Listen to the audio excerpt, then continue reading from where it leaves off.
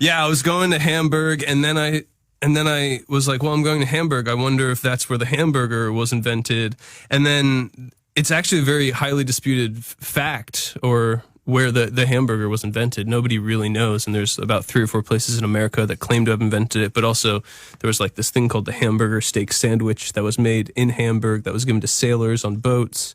Anyway, long story short, I started doing all this research on hamburgers, and it really got me in the mood for hamburgers.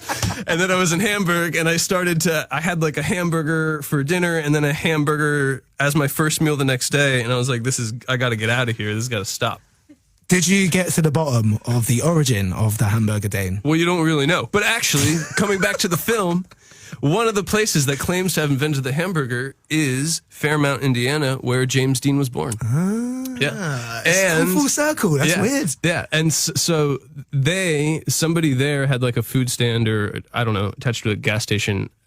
Probably he had a store that sold food, and they would make these patties actually out of pig meat. So that's where it got the name hamburger.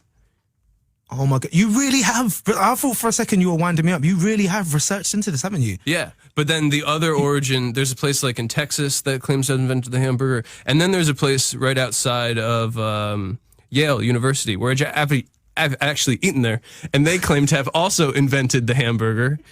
But I think they get the name from the hamburger steak sandwich, which is the precursor to the hamburger. I'm seeing a television series produced in the future, Dane Investigates, right? And episode #1, I would like to see origins of the hamburger. And hear it already. Yeah.